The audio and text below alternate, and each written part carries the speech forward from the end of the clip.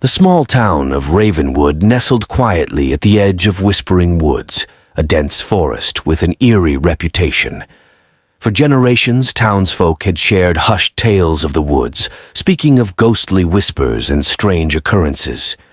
Despite these stories, the allure of the untouched wilderness remained strong, drawing curious souls into its depths. In the summer of 1984, a group of friends decided to explore the heart of Whispering Woods.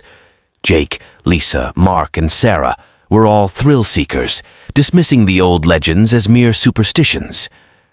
Armed with camping gear and a map, they ventured into the forest, eager for adventure. The first day passed uneventfully as they hiked deeper into the woods. By dusk, they set up camp near a small clearing. As the night fell, the forest grew unnervingly silent. The usual sounds of chirping insects and rustling leaves were absent, replaced by an oppressive stillness. They built a fire, hoping the light and warmth would dispel the creeping sense of unease. Around the fire, Jake recounted the stories he'd heard growing up. "They say the woods are haunted by the spirits of those who got lost and never returned," he said with a grin. "Sometimes people hear whispers, like voices calling out to them."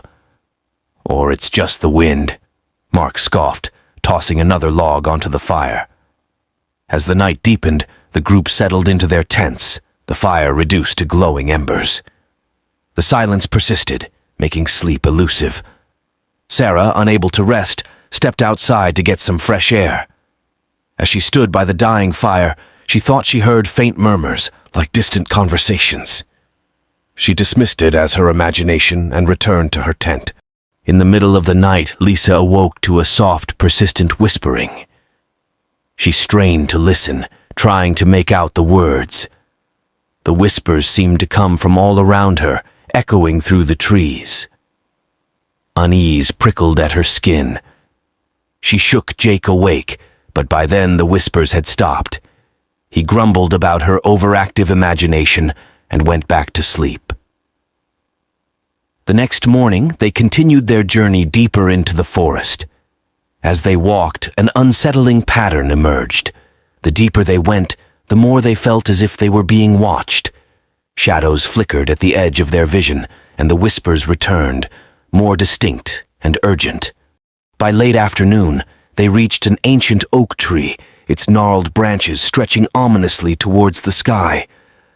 Beneath the tree, they found an old stone well. The air around it was colder, and the whispers grew louder, forming a disjointed chorus. Curiosity got the better of Mark, who leaned over the edge of the well to peer inside. A sudden gust of icy wind hit him, nearly toppling him into the darkness. Panicked, he stumbled back, but not before catching a glimpse of something moving in the shadows below. As night approached, they decided to make camp again, unease growing among them. The whispers were now impossible to ignore. They seemed to come from the very trees, weaving through the branches and rustling the leaves. The friends huddled around the fire, their earlier bravado replaced by fear. Suddenly, Sarah stood up, her eyes glazed over. "Do you hear them? They're calling us," she said in a trance-like state, walking towards the woods. Jake and Mark grabbed her, shaking her back to her senses. "What's wrong with you?" Jake demanded, but Sarah could only tremble, unable to explain the compulsion she felt. That night, sleep eluded them. The whispers grew louder and more insistent, now clearly forming words. "Come to us," they beckoned. "Join us." The friends sat around the fire, trying to stay awake, but exhaustion eventually claimed them. In the early hours of the morning, Lisa awoke to find Mark missing. Panic surged through her as she woke the others. They searched frantically, their calls echoing through the woods. The whispers seemed to mock them, mingling with their desperate cries. Hours passed with no sign of Mark. As the sun began to set, they returned to the ancient oak, hoping to find clues. The well loomed ominously, and Lisa felt an inexplicable pull towards it. She peered over the edge and screamed. Below, she saw Mark's lifeless body, his eyes wide with terror, staring up from the darkness. Horrified, they pulled his body from the well. His skin was cold, and his expression frozen in fear.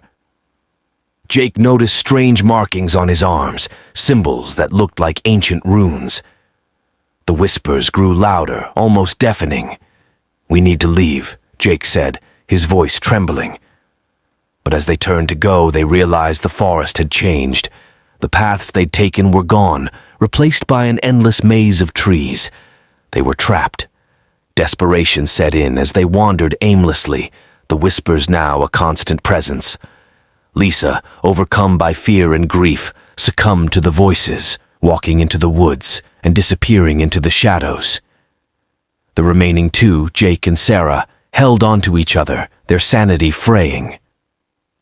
Night fell again, and the darkness felt alive, pressing in on them. The whispers turned to laughter, cruel and mocking. Sarah clung to Jake, but her strength was fading. "I can't do this," she whispered, tears streaming down her face. In the darkest hours before dawn, Jake awoke to find Sarah gone. Alone, he staggered through the forest, the whispers now a cacophony in his mind. Exhausted and broken, he returned to the ancient oak, feeling the inevitable pull of the well. He peered into the darkness, the whispers urging him to join his friends. As he stood on the edge, he saw their faces below, twisted in torment, reaching out to him. With a final anguished scream, he fell into the abyss, consumed by the shadows.